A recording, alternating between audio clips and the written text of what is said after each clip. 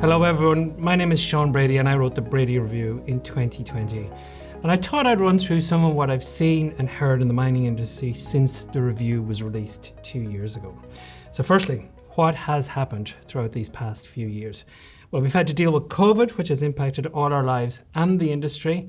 And within the industry itself, there have been tragically 2 coal mining fatalities, and there have been serious accidents across all sectors, including the incident at the Grosvenor mine.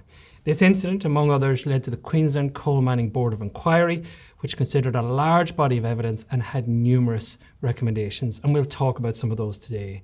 And we'll also talk about a piece of work which was a high reliability organisational benchmarking study that was undertaken by the consulting firm Noetic for the Queensland Resources Council. I also want to weave into our conversation some of my own observations as well as feedback from lots of individuals, both from inside and outside the mining and quarrying industry over the past 2 years. Over this time, we've worked with resources sector operators and the regulator, and we've attended conferences and delivered plenty of webinars, so we've had lots of feedback. And I thought we'd start with one of the recommendations in the Fatality Review, that the industry should adopt the principles of high reliability organisations, or HROs. And there's been a lot of discussion about HROs, some of it helpful, some of it less so, but it's fair to say that this recommendation has caused its fair share of angst in the industry. And if I was to try and articulate some of the industry's concerns and questions around HROs, they probably go something like this. Can I get an off-the-shelf guide or program to set me on the path of being a HRO? Or can I get a checklist of things I need to do to become a HRO? And if I can't get any of these, how on earth do I take this fuzzy concept of a HRO and apply it in my organisation? And even if I do that, how do I know it's even working? So I thought it'd be useful to look at why applying the principles of HRO to organisations feels so difficult. Part of the reason it feels so difficult is because it is. And another part is it's hard to know where to start the process. But the reality is that if the industry wants to reduce the number of fatalities it's seen over the past 2 decades, a major shift in how it thinks about safety, regardless of how difficult it'll be to achieve, does need to happen. The good news is, though, that there are so many people in the industry that do want to see this shift take place. So let's start by asking, what's a HRO? Well, HROs are organisations that experience very few disasters or failures, despite undertaking activities that are considered hazardous and complex. Think about commercial air travel and how few incidents they have. So people have asked me, can I get an off-the-shelf product to becoming a HRO? And the answer is no. There are, though, tools like the Hudson Maturity Model that are helpful in understanding where your organisation or site is in terms of its safety maturity. But you're not going to find a to-do list to step through. And there's some really valid reasons why this is the case. Because fundamentally, starting a journey to becoming a HRO begins with your existing systems. So you'll have, or should have, systems inside your organisation that are there to meet your company goals, to keep people safe, to satisfy the legislation, etc. You essentially have systems and processes to run your business. And fundamentally, thinking and acting like a HRO begins with you looking at your systems and asking yourself, are these systems delivering what I want them to deliver? Are they driving safer and more reliable outcomes in this business?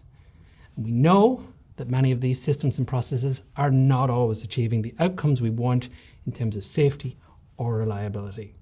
And HRO thinking, in very simplistic terms, is all about diagnosing why this is the case and then doing something about it. Now, you've probably heard of the 5 characteristics of HROs, things like a sensitivity to operations or chronic unease, and these are all about helping you examine your existing system and developing practices to get more reliable and predictable outcomes. And this is why you can't go out and get an off-the-shelf solution, because applying HRO principles inside your organisation depends on how your systems are currently working and the specific reasons they're not giving you the outcomes you want. So starting a journey to becoming a HRO isn't about throwing out your existing systems and replacing them with something totally new. It's about diagnosing what's wrong with your existing systems and making them better. In other words, putting it bluntly, HROs are committed to searching for potential weaknesses and fixing them, while also knowing that tomorrow there'll be a new set of weaknesses to find and fix, and this goes on and needs a sustained commitment. Now, the second thing I think is really important about HROs is that it's not only about a mindset, nor is it only about organizational culture. For me, it's fundamentally about organizational practices, which if working properly will play a key role in driving organizational culture. Now, what do we mean by that? Well, Noetic in their benchmarking study discussed this in detail, but at its core is the concept that beginning a journey to becoming a HRO is fundamentally about embedding the practices in your organization to drive the organizational culture that a HRO needs. And just as importantly, it's about removing the current practices you have that actively sabotage the culture a HRO needs. Let me give you an example that we'll come back to later. HROs have great reporting cultures. They are really good at getting the bad news, in inverted commas, to flow throughout their organization.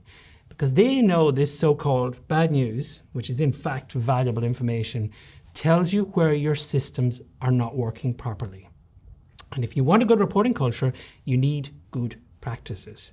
You can say you want a good reporting culture until you're blue in the face, but if you have in place a reporting system that's cumbersome to use, or if you have KPIs that reward low numbers of reports, and I'm sure many people listening have these in their organizations, you can do all the talk you want about reporting culture, but you're unlikely to get change. You need to ensure you embed the practices that support and encourage reporting. So the second point on HROs is that practices are critical, which brings us to the role of senior leaders inside organizations that want to be HROs.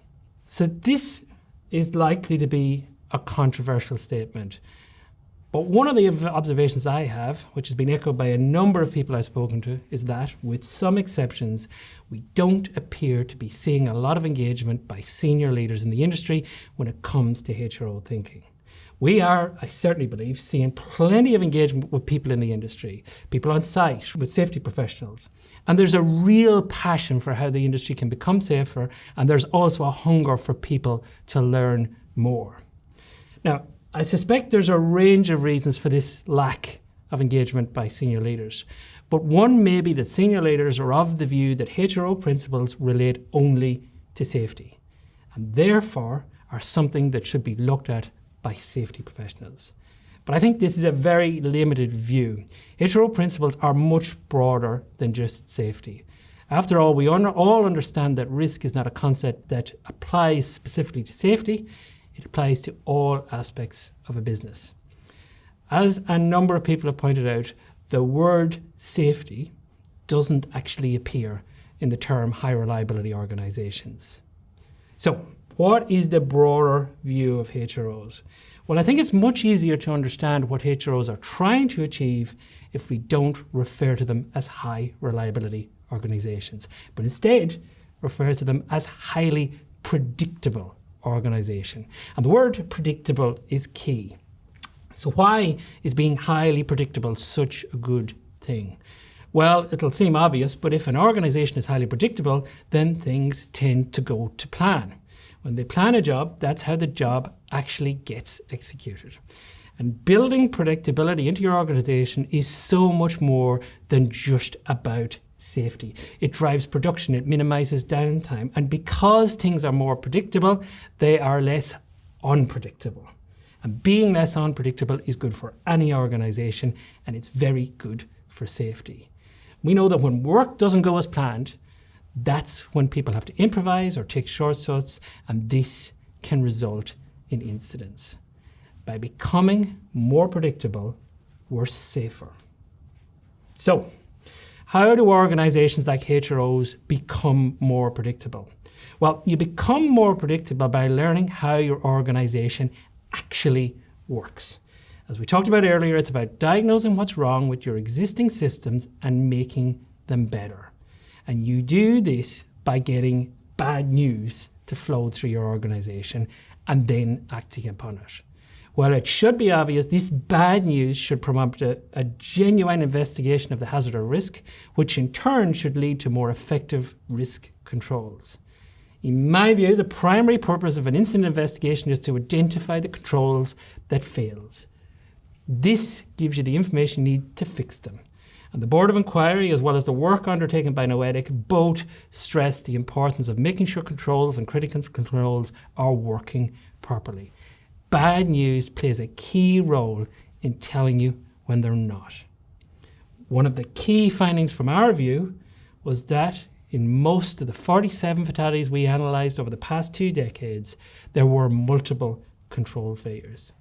In most of these cases, if some of these controls had been working properly, the fatality would have likely been avoided. And this is one of the reasons why senior leaders inside organisations play such a key role in driving their organisations along a HRO path. They're critical in making sure an organisation has the practices and systems in place for bad news to flow. And they need to welcome this bad news, then they need to have the means to act upon it. A HRO journey involves the organisation as a whole. It simply can't be achieved by the safety department alone. The reality is, if the industry isn't able to engage its senior leaders on the HRO journey, then the journey will be over before it starts. And I think it's really important to recognise the challenge here. I think organisations in the mining and quarrying industry are not really set up with the sort of practices and systems that encourage and facilitate the flow of bad news.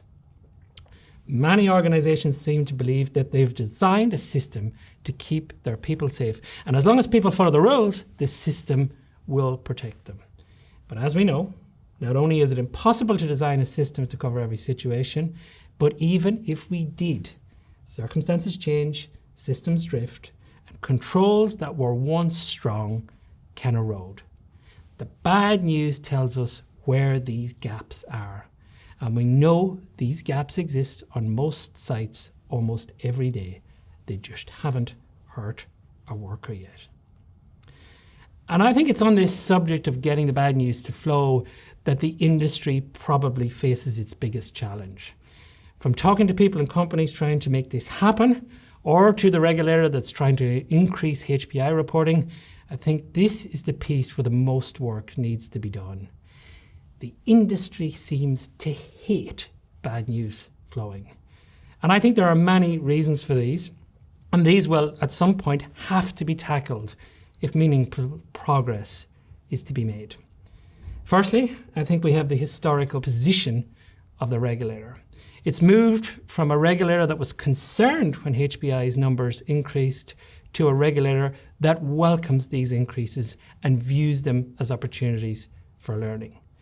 But it'll take industry time to learn to trust that the regulator does actually want to see more HPIs reported. And it'll take time for companies to see how the regulator will practically respond if companies do report more. And inspectors need to believe and need to be able to articulate why HPI reporting rates need to increase. So that's one challenge. The second challenge appears to be in the industry itself. Mining companies, by and large, seem unable to share safety information with one another. And whenever I hear people talk about this, there's a whole range of reasons why sharing doesn't happen. And it mostly seems to come down to fears of some form of legal repercussions. I'm certainly not trying to minimize these concerns, but there's so much opportunity for the industry to share and learn if they can find a way to cope with these legalities. And there are industries out there that have done it. Just take a look at the oil and gas sector in Queensland with their Safer Together program. This is not a subcommittee of safety people. This has executive leadership and a serious ongoing investment in protecting workers. They get to learn from everyone else's failures as well as their own. This is a massive thing, and the industry needs to find the will to make a similar thing happen in mining. Finally, there's the reluctance to report within mining companies themselves. There appears to be quite serious resistance to bad news flowing inside some organisation. Some of this appears to be driven by the view that bad news is simply bad news and therefore not useful. And one big aspect of this appears to be the focus on safety metrics and the drives to see both the reduction in the number of incidents and sometimes the number of near misses reported. And I understand the attraction of this approach. Why wouldn't you want to put in place a metric for incidents and drive it downwards? Doesn't that mean we're having less incidents and becoming safer? Well, the answer is no, it doesn't. It probably just means you're having less reports of incidents, but the incidents themselves may still be happening. But now, you're not only blind to these incidents, but you've also reduced the flow of bad news that you need to fix your system and tell you where these problems are, why these incidents are occurring. And I think this is a real issue with high potential incidents, whether they're being reported internally or to the regulator. HPIs, where no one gets hurt, are among the most valuable sources of learning the industry gets, because they tell you when you got really close to the edge and could have had a very bad outcome. This is the information you really want to get, because it tells you where your really bad gaps are in your system. Yet these reports are the easiest to not report because nothing bad actually happened. They're easy to walk away from. So you have to, as an organisation and a regulator, work really, really hard to capture this information and these learnings. And you need to be realistic about the fact that any downward pressure on reporting will snuff these reports out long before you or the industry gets a chance to learn from them. If, as an organisation, you strive to drive down the number of reports of incidents or near misses and you reward people for giving you fewer reports, then you'll probably get what you want. Fewer reports of incidents or near misses, but that doesn't mean they're not happening. All it means is you've stopped learning. So to pull this together, what does all this mean? Well, I think that over the last 2 years, the industry is talking about how it can take a step forward in safety. And there's a real belief that mining can be safer, and there's a hunger to understand how to go about it. The challenge will be that moving ahead, we're going to have to take on some very well-established beliefs in the mining and quarrying industry. To take these on, we'll need a regulator who can remain committed to its position on high potential incident reporting and sharing of information. And it will have to balance and transparently balance the tightrope between regulation and learning. We'll need the genuine engagement of senior leaders in the industry to drive change. HROs cannot be driven by the safety department alone. That will fail. And we'll need organisations to work at all levels to, over time, embed the practices that will identify the gaps in existing systems and fix them before they result in harm. There's a massive amount of work to do. But the good news is there are many other industries which have gone down the same path. It all starts by honestly reassessing some of the beliefs we have about how we keep people safe in the industry. Thank you. If you'd like more information about what we talked about today, then our contact details are on the slide. Please get in touch. And thank you very much for your attention.